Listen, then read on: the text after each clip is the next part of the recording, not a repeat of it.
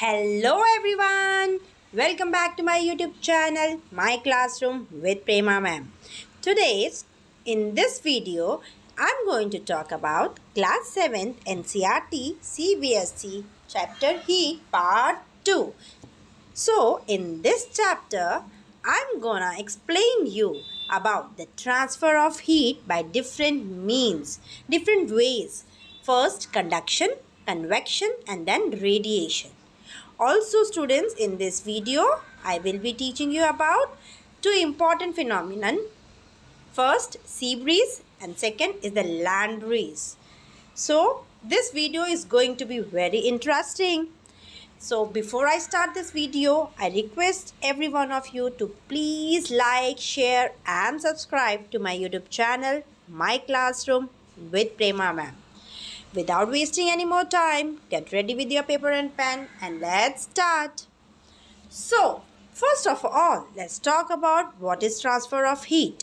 Transfer of heat से क्या समझ में आता है बच्चों? Transfer of heat is very easy.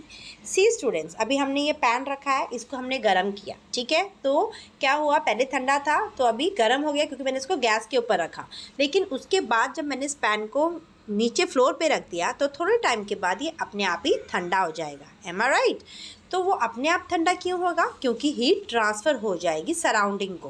पहले तो पैन गर्म होएगा, उसके बाद जब मैंने गैस बंद कर दिया, स्टव बंद कर दिया, उसको नीचे रख दिया, तो उसकी जो हीट रहेगी वो एनवायरनमेंट में चली जाएगी, सराउंडिंग में चली जाएगी.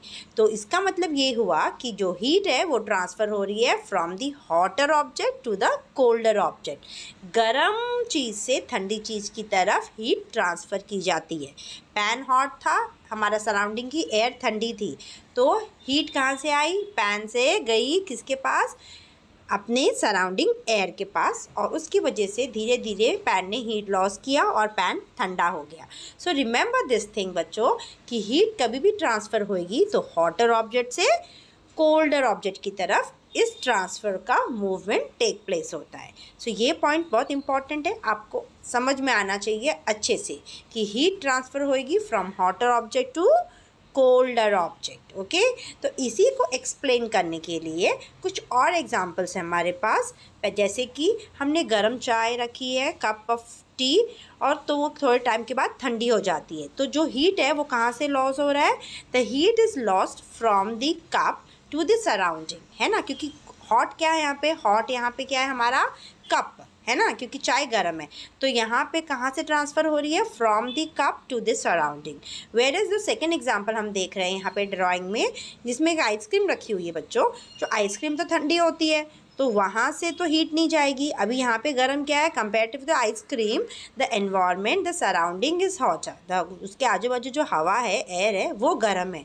तो वो जो गर्म हवा है वो अपनी हीट ट्रांसफ़र करेगी इस आइसक्रीम को. ओके, इस तरीके से टेक प्लेस होएगा. Now will talk about the second, that is the conduction. Okay, तो कंडक्शन इंपॉर्टेंट क्या बताएंगे हम बच्चों? ये सॉलिड्स में होता है और ट्रांसफ़र होता है from hotter end to cooler end. तो हीट कैसे ट्रांसफ़र होएगी? गर्म कोने से लेकर ठंडे कोने की तरफ हीट धीरे धीरे ट्रांसफ़र होएगी. कंडक्शन बच्चों होएगा सिर्फ सॉलिड्स में, और ऐसी चीज़ें, ऐसे मटेरियल्स जो हीट को अलाउ करेंगे पास होने के लिए, अपने से अलाउ करेंगे हीट को पास होने को, उसको हम बोलेंगे कंडक्टर्स. ओके, ऐसे एग्जाम्पल्स अगर हम देखें तो उनमें है aluminium, iron, copper, okay, gold. ये सब एग्जाम्पल्स हैं कंडक्टर्स के जो अलाउ करते हैं हीट को अपने से पास होने को. ओके, इन्हीं चीज़ों को हम यूटेंसिल्स में यूज़ करेंगे. ओके, बर्तनों में यूज़ करेंगे, जिसकी वजह से अगर हम उन्हें गैस पे रखें तो वो जल्दी गर्म हो और खाना पके हमारा. Okay, so we use them in utensils specially. So these are called as conductors which will allow heat to pass through them. Examples you can say aluminium, iron, gold, copper. These are the few examples for conductors. बच्चों आपको examples अच्छे से याद करने हैं, क्योंकि exams में आपको definitions भी आती हैं और examples भी आते हैं. ओके, नाउ द सेकेंड चीज़ हम पढ़ेंगे वो है इंसुलेटर के बारे में. तो इंसुलेटर क्या है बच्चों? हमने कंडक्टर्स देखा कि जो हीट पास करते, तो जो हीट नहीं पास करेंगे वो हो जाएंगे इंसुलेटर. तो उसके एग्जांपल्स में आप प्लास्टिक लिख सकते हो, वुड लिख सकते हो, ग्लास लिख सकते हो. ओके ये हीट अलाउ ही नहीं करते अपने से। तो इनको हम कहाँ यूज़ करेंगे, जहाँ पे हम चाहते हैं कि वो चीज़ गर्म ना हो। जैसे कि हमने पैन का हैंडल में लकड़ी यूज़ कर ली, क्योंकि वो गर्म नहीं होगी तो हम पकड़ पाएंगे ना। अगर बर्तन तो गर्म हो जाएगा, आयरन गर्म हो जाएगा, लेकिन लकड़ी हमने जो हैंडल बनाई है पैन का वो गर्म नहीं होगा, उसकी वजह से हम उसको पकड़ सकते हैं। ओके तो इन सबको हम यूज़ करेंगे जहाँ हम चाहते हैं कि हीट पास ना हो और वो हमारे कॉन्टैक्ट में आ रहा है, इसकी वजह से हम उसको इंसुलेटर को यूज़ कर रहे हैं उस जगह पे। तो insulators will not allow heat to pass through them. Examples plastic, wood, glass, all these are the few examples of insulators. Examples अच्छे से याद रखना है बच्चों।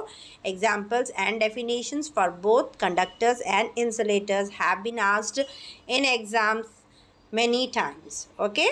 तो आई होप ये अंडरस्टैंड हो गया आपको। अभी नेक्स्ट हम पढ़ेंगे कन्वेक्शन। हमने कंडक्शन पढ़ा बच्चों, कंडक्शन हमने क्या पढ़ा सॉलिड्स में, अभी कन्वेक्शन पढ़ रहे हैं हम। तो इसको हम एक एक्टिविटी से पढ़ते हैं। हमने क्या किया, ये एक्टिविटी आपके एनसीईआरटी टेक्स्ट बुक में है, एक्टिविटी 4.8। हमने इसमें एक बीकर लिया जिसमें हमने उसको 2/3 ऑफ वाटर से भर दिया है, उसको हमने एक ट्राइपॉड स्टैंड पे रख दिया, उसके नीचे हमने कैंडल रख दिया उसको गर्म करने के लिए, ठीक है। उसमें हमें डालना है बच्चों crystal of potassium permanganate. Okay purple colour का होता है ना, पिंकिश पर्पल कलर का, तो वो क्रिस्टल हमने डाल दिया और उसी के नीचे एग्जैक्टली हमें उसे बर्न करना है, मतलब हीट करना है, नॉट बर्न, हीट करना है उस बीकर को। तो आपको दिख रहा है यहाँ पे कुछ चेंजेस क्या हो रहा है, हमने तो क्रिस्टल डाला है लेकिन क्या हो रहा है, धीरे धीरे पानी पिंक पिंक होने लग रहा है। यस तो क्या हो रहा है, हमने जहाँ पे क्रिस्टल डाला है उसी के जस्ट नीचे हमने कैंडल का फ्लेम लगाया है ताकि वो हीटअप हो। ओके जब पानी गर्म हो रहा है तो क्रिस्टल क्या हो रहा है, मेल्ट हो रहा है धीरे धीरे। ओके तो ये हीट की वजह से क्या हो रही है, ये वेव्स बन रही है बच्चों। जहाँ पे कैंडल का पूरा वो हीट आ रही है फ्लेम की, उसकी वजह से क्या हो रहा है, वहाँ का पानी गर्म हो रहा है और वो गर्म पानी क्या हो रहा है, ऊपर जा रहा है।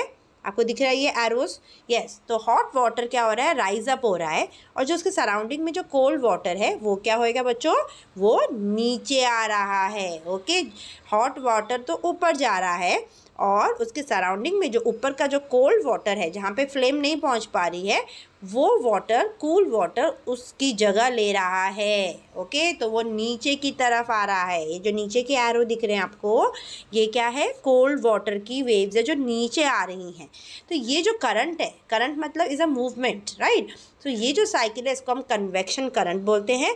और ये कब तक चलती रहेगी बच्चों, ये चलती रहेगी तब तक जब तक पूरा का पूरा पानी अच्छे से गर्म नहीं हो जाता है। Okay hot water rises up, cold water from the sides move down towards the source of heat। और ये कब तक होगी, जब तक whole water gets heated। Okay तो इस तरीके से हीट ट्रांसफ़र होती है लिक्विड्स में। ओके लिक्विड्स में हीट ट्रांसफ़र होती है by the means of convection. So I hope you have understood this point. So conduction हमने पढ़ लिया और हमने पढ़ लिया अभी कन्वेक्शन। ओके कन्वेक्शन होगा लिक्विड्स में और कंडक्शन होएगा हमारे सॉलिड्स में, ठीक है। ये साइकिल आपको अच्छे से डायग्राम के साथ में एक्सप्लेन की है। If you have any doubt you can ask me in the comment section. अभी हम पढ़ेंगे अपना जो third type of transfer of heat है, वो हमने क्या बोला, रेडिएशन, राइट। तो अभी हम पढ़ेंगे रेडिएशन के बारे में। ओके तो रेडिएशन हमको पता है, सन रेडिएट करता है लाइट हीट, यस। सो रेडिएशन जब हमारे अर्थ पर पड़ती है सन की, फॉर एग्जांपल हम सन की बात कर रहे हैं, तो सन जब रेडिएट कर रहा है हीट को, लाइट को, तो क्या हो रहा है, जो हमारा अर्थ है उसमें से कुछ तो हीट अब्जॉर्ब करता है और कुछ तो हीट वो रिफ्लेक्ट कर देता है। सारी हीट अब्जॉर्ब करेगा तो हीट अपना अर्थ तो बहुत गर्म हो जाएगा, एटमॉस्फेयर है ना हमारे अर्थ के around. So some part of the heat is absorbed and some are reflected back. So first important point for radiation is there is no medium needed for radiation। Okay radiation के लिए कोई medium की ज़रूरत नहीं पड़ती है हमें। Okay and remember this point that all hot bodies gonna radiate heat। जितनी भी गर्म bodies हैं like sun, like bulb, like tube light, they are going to radiate heat। even a hot pan will also radiate heat। so ये transfer of जो heat का method है वो hot bodies से take place होएगा। the temperature of the body will increase due to the absorbed heat। अभी हमने example देखा हमारा अर्थ का जो temperature है वो जो हीटअप रहता है वो क्यों रहता है, जो ऐसा टेम्परेचर है, क्योंकि सन की कुछ हीट अब्जॉर्ब की जाती है हमारे अर्थ के एटमॉस्फेयर में। इसकी वजह से हमारा अर्थ का टेम्परेचर एकदम सूटेबल है, right. So the temperature of the body जो अब्जॉर्ब करेगा हीट, उसका टेम्परेचर क्या होगा बच्चों, इंक्रीज्ड होएगा। ओके तो रेडिएशन के बारे में आपको याद रखना है, मीडियम नहीं चाहिए, सभी गर्म बॉडीज़ रेडिएट करेंगी हीट को, और जो भी हीट अब्जॉर्ब करेगा उसका भी टेम्परेचर क्या हो जाएगा, स्लोली स्लोली इंक्रीज़ हो जाएगा। तो ये 3 पॉइंट्स बता दी मैंने आपको। अभी हम चलेंगे सी ब्रीज़ के बाद, ठीक है। तो सी ब्रीज़ वेरी इजी टॉपिक है जो तुम्हें मैं बहुत इजीली वे में एक्सप्लेन करने वाली हूँ विद दिस डायग्राम। याद रखना है बच्चों, सी ब्रीज़ हमारा डे टाइम में होएगा, ठीक है। और हमें एक और चीज़ याद रखनी है कि जो भी होगा हमारा जो लैंड है ना बच्चों, वो जल्दी गर्म भी हो जाएगा और जल्दी ठंडा भी हो जाएगा, ठीक है। तो हमें ये चीज़ याद रखनी है, लैंड जल्दी गर्म भी होता है और जल्दी ठंडा भी हो जाता है, ठीक है। तो जब दिन का टाइम होता है, जब सन रहेगा, तो जल्दी गर्म कौन होएगा, मैंने बोला कंपेयर टू वाटर, जो समुद्र है, जो सी है, उससे ज़्यादा कंपेयर अगर हम करेंगे तो लैंड जल्दी गर्म हो जाएगा। तो जल्दी गर्म होने की वजह से क्या होएगा, उसके ऊपर की जो हवा है वो क्या होगा, हमने बोला हॉट एयर राइजेज अप, तो उसकी वजह से वो ऊपर की तरफ मूव करने लगेगी क्योंकि लैंड गर्म हो गया है डे टाइम में, ठीक है। तो गर्म होने की वजह से जो हॉट एयर है वो ऊपर राइज करेगी, तो उसकी जगह कौन लेगी, सी से आने वाली हवाएं जो कि ठंडी हवाएं हैं, ठीक है। तो सी ब्रीज मूव करेगी लैंड की तरफ, लैंड की जो जगह है, जो जहाँ पे जो हवा थी गर्म हवा ऊपर मूव हो गई है, तो उस जगह को डिस्प्लेस करने के लिए उस जगह पे कुछ तो आएगा, तो वो आएगी हमारी सी ब्रीज, जो ठंडी हवा समुद्र से चल रही है वो उस जगह को कवर करेगी। ओके सो इस तरीके से ये movement you can see, we can feel this movement and this will take place only during daytime. Sea breeze will occur during daytime. Okay, I hope you have understood this. Daytime में land गर्म हो जाएगा, hot air rise up होएगी और जो सी है, समुद्र है, वहाँ से ठंडी हवाएं उसकी जगह लेगी। इस तरीके से ये ब्रीज चलेगी ड्यूरिंग द डे टाइम और इसको हम बोलेंगे sea breeze. Next is the land breeze. Land breeze take place होगी नाइट टाइम में, और मैंने आपको कहा था याद रखने के लिए कि लैंड जल्दी गर्म भी होता है और जल्दी ठंडा भी होता है। तो नाइट टाइम में क्योंकि मून रहेगा तो लैंड ठंडा हो जाएगा जल्दी कंपेयर टू सी वाटर।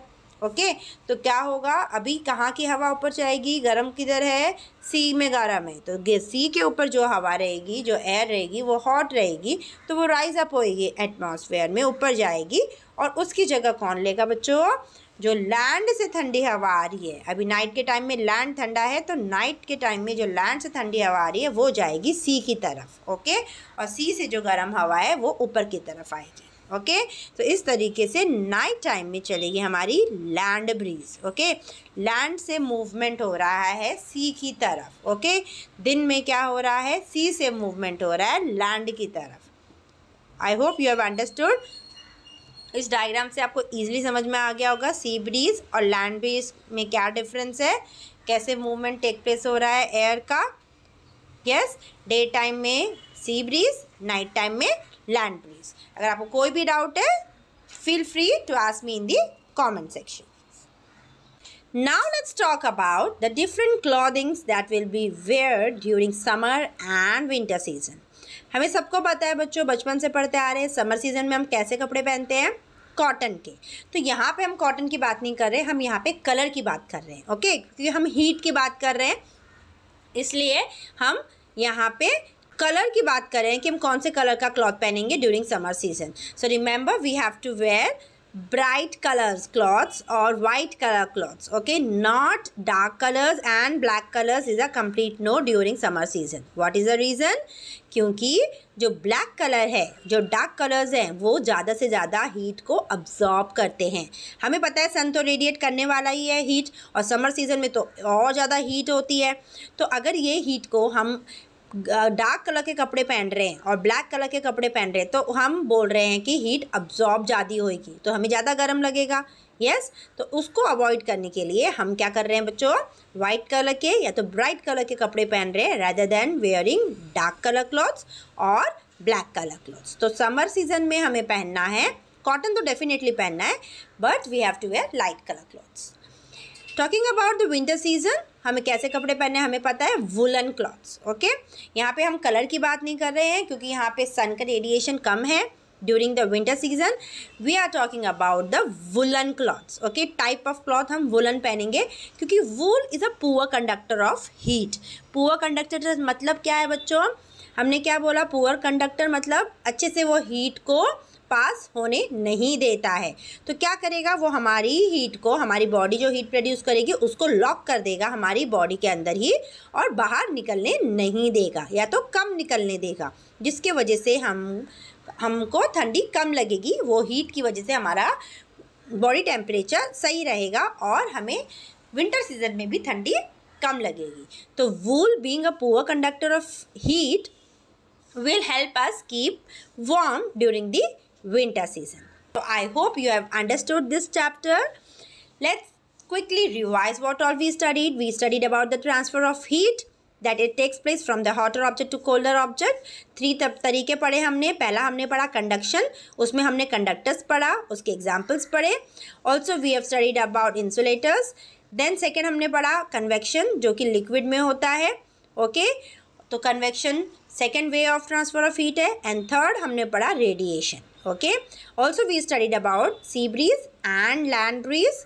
सो ये आपके कॉन्सेप्ट क्लियर होने चाहिए।